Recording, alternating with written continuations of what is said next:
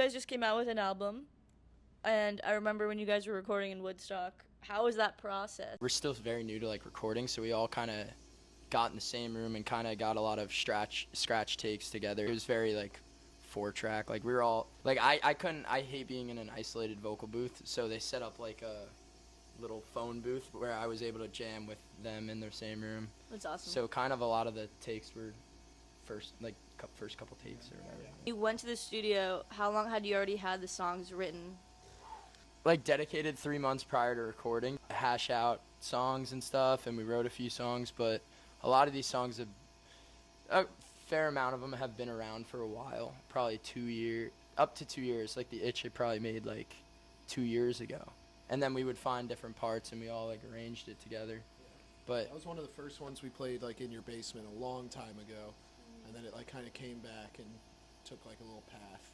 Which is nice because I feel like a lot of songs like you grow out of them, and it's nice to look back and be like, oh, that's so that part of time. But that one kind of stuck around, which is cool. You guys are going on tour. Does this feel different because you have an album out, and before you guys had obviously released singles and stuff and EPs, but this is a big deal to have your first debut album out and to be touring with it, and that it's out before you go on tour so people will know the lyrics. And I know you've been made that mistake a couple times. No, not like in a bad way, but I'm like, people love you guys, I know, and are gonna be super eager to hear it, because there's a difference with listening to a record on a DSP versus listening in real time, right? Yeah, because listening to a live concert with people and performing, it's such a cathartic experience, right? And you can't really mimic that. So exciting, and this is the first time we've ever put out music. We'll have like an audience to hear it, and then we're touring. And we've put out 2 projects before, but it's always been tour, then we get home and we put out a project. So we're always playing unreleased songs on the road.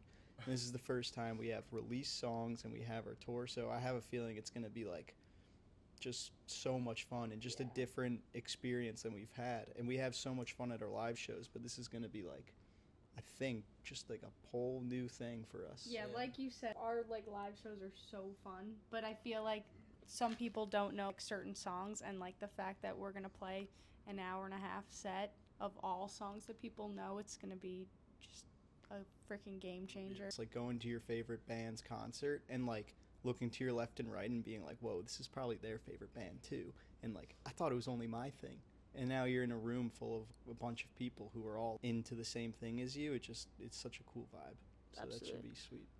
What were your influences? What were you guys listening to when writing the album? Or were there any things that stuck out to you?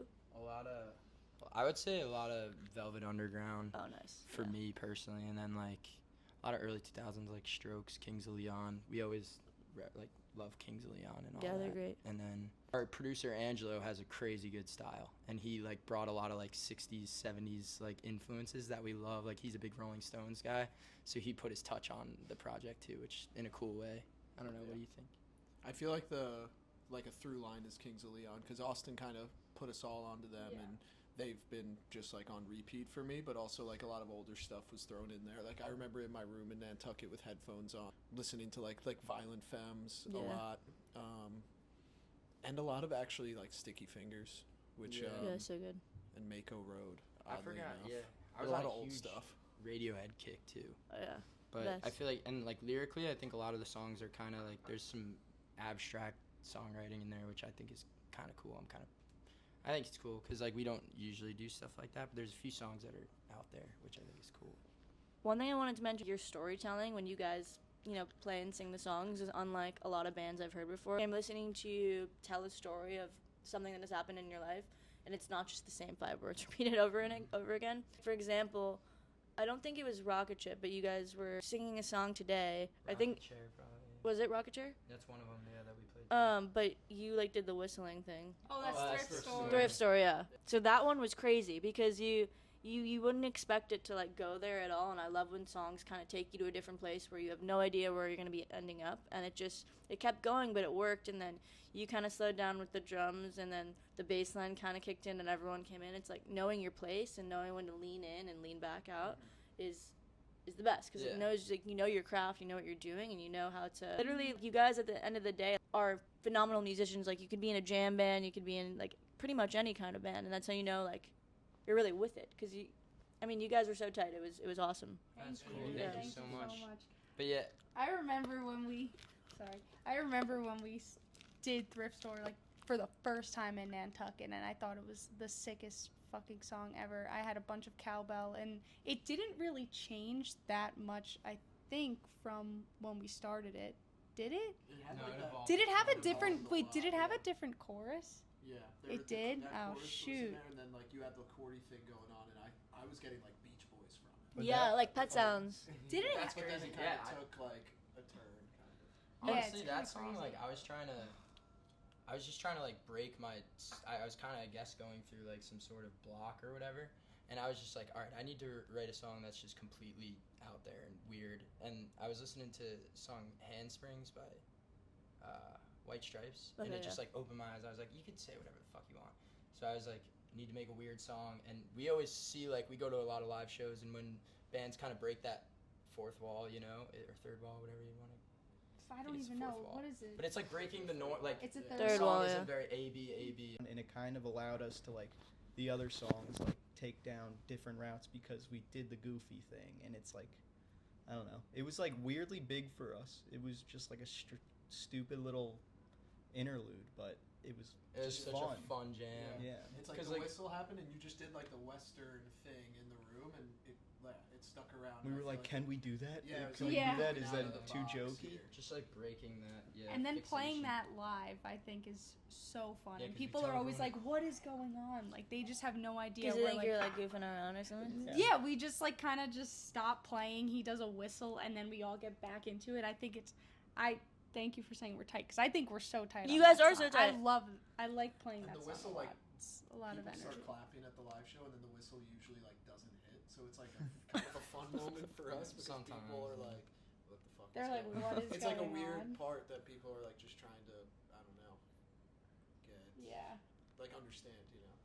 And but then then they get it. They Yeah. get it. They're And it like, comes "Oh, that's back in, sick." and it's like, Yeah, that was definitely a song that I feel like took many turns together. Because it did start like that Beach Boys, or like fucking Lou Reedy, Mm-hmm. like Sweet Jane, and then it kind of just like evolved into this mess, but it's like. a no, it's nice awesome. mess. Even though there's like it's like a little bit David Byrne-esque too, with like the talk singing kind of stuff I don't even know who that is. from Talking Heads. Oh, okay, David Byrne. Yeah, yeah. Oh, that's cool. Another New York guy.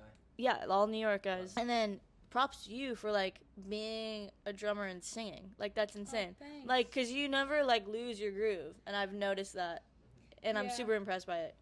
And you guys all look like you're having the best time, and I noticed like some people just think they're like they have like a stick up their ass almost, excuse my language, but like when they're playing music, it's like you're supposed to be having fun and you're playing a show. You should be able to move around. I feel like some people use their instruments sort of like a shield to hide, and it's almost that it's a part of you guys, but you're still doing your thing and performing, which is really cool to see because it's like very theatrical almost. You're performing a show, and you're just truly being yourselves, which is awesome. Yeah. That's interesting to I mean, say. I feel like it's just a Yeah. personality thing. Like, That's I what I was totally gonna say, respect too. like people who want to hide, or like, and if it means more to them sometimes, and like it's tough to put your emotions out there, you know. So No, sometimes absolutely. you do want to hide. So like, I totally appreciate any style, but for us, I feel like we always like kind of looked up to Mount Joy, and we were like, they just look like they're having fun, and that's like one of the reasons why we started playing music, because they just seemed like they were just loving what we were doing, and they were doing, and we kind of just, that's kind of how we started, just like having fun playing together. Yeah, Never absolutely. thought we'd be like this. Yeah, of good, course. I guess. Like we didn't see ourselves as musicians. We saw ourselves as just like friends playing together, and then from there we like Yeah. formed a band. But it Yeah, so For it's always sure. fun. Not to knock people who like hide behind their instrument, but I think it's more engaging for the audience if they're not just in one place. I mean, there's different styles of music and different Maisie personalities. Starr, though, that girl. Well, Maisie Starr is not. Her voice is like insane, and she is captivating. Just because she's standing there, she's doing other things. Like her eyes are doing she's the like work. the other Like end of the Nico, yeah. spectrum. Yeah. She can like silence the crowd. Yeah. and you're just So like- she is not doing anything. Like she's like talking to you through her facial expressions and her eyes and like that voice. Like, you almost are like under a trance. Or personally, that's how I feel. Yeah. But yeah, I mean, it was just. I'm excited for you guys to go on tour, and it's gonna be awesome.